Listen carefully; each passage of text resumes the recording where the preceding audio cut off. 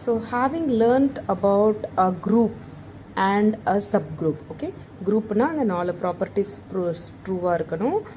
Closure, associativity, identity and inverse, இந்த நாலும் இருக்கணும்.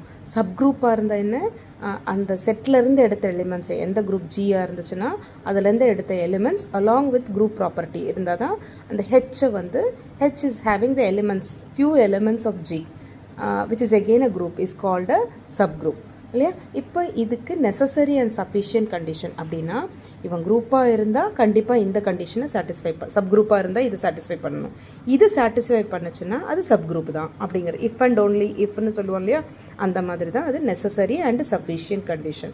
Okay, this is an important theorem when it is meant for your university examination. Okay, the necessary and sufficient condition is that suppose you have a group G and H is a subgroup of G. Okay, it is a subset of G னு முதல்ல ஆரம்பிக்கிறோம். ஏன்னா அவனை சப்குரூப்னு நம்ம இன்னும் declare பண்ணலை. Okay, அது சப்செட்டாக இருக்குது அப்படின்னா when you can call that as a subgroup for any two elements from H, A star எந்த எப்போவுமே ஒரு ஆப்ரேஷனை பேஸ் பண்ணி தானே ஒரு குரூப்பே சொல்கிறோம். ஸோ அந்த ஆப்ரேஷன் போட்டு B இன்வர்ஸ், பியோட inverse element A star B inverse போடும்போது that result also should be an element of your subgroup. அப்படி இருந்துச்சுன்னா இந்த கண்டிஷன் சாட்டிஸ்ஃபை பண்ணாதான் அவன் சப்குரூப் இல்லையா. ஸோ அவன் அப்போ அப்படின்னா அது நெசசரி கண்டிஷன். அப்படின்னா சப்குரூப் அப்படின்னு எடுத்தோன்னா this will be true. Conversely, if this is true, then H has to be a subgroup of G.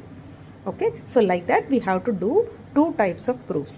Very simple, very simple concept only, but you have to write it elaborately, that's all. Okay, அந்த ஒரு flow of ரைட்டிங்கை ப்ராப்பராக பண்ணணும், வேறு ஒன்றுமே இல்லை. சரியா, necessary condition அப்படின்னா என்ன அர்த்தம், ஹெச் கம்மா ஸ்டாரை சப்குரூப்னு டிக்ளேர் பண்ணிடுறோம், சப்குரூப் ஆஃப் ஜி அப்படின்னு டிக்ளேர் பண்ணிடுறோம். அப்புறம் நம்ம இந்த கண்டிஷன் ட்ரூ அப்படின்னு ப்ரூவ் பண்ணால் போதும் இல்லையா.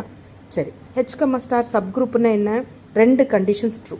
சப்குரூப்க்கு என்னென்ன கண்டிஷன்ஸ் ட்ரூ அப்படின்னு சொன்னோம், இட் ஷுட் பி அதில் இருக்கிற எலிமெண்ட்ஸ் எல்லாம் ஜியிலேருந்து வந்திருக்கணும்.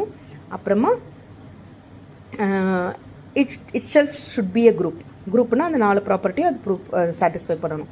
இதில் இருக்கிற எலிமெண்ட்ஸ் எல்லாம் ஜியில் தான் வந்திருக்கா, ஆமாம், ஏன்னா அவங்களே சொல்லிட்டாங்க சப்செட் ஹெச்னு சொல்லியாச்சு. What you mean by subset of a set, அந்த செட்டுக்குள்ளேருந்து வந்திருக்கிற எலிமெண்ட்ஸ் தானே, they itself have told. So அந்த ஃபஸ்ட்டு கண்டிஷன் சாட்டிஸ்ஃபை ஆகிடுச்சு. இப்போ செகண்ட் கண்டிஷன் அந்த நாலு ப்ராப்பர்ட்டி ப்ரூவ் பண்ணுறதை மட்டும் சொன்னால் போதும். ஓகே, ஸோ ஃபஸ்ட்டு கண்டிஷனை நம்ம சொல்கிறோம், let A comma B element of H அப்படின்னா இதை ப்ரூவ் பண்ணணும் அப்படின்னு சொல்லிட்டோம். Okay, so H itself is a subgroup, அதனால் உங்களுக்கு அதில் ஃபஸ்ட்டு ப்ராப்பர்ட்டி ப்ராப்ளமே கிடையாது. So we are going for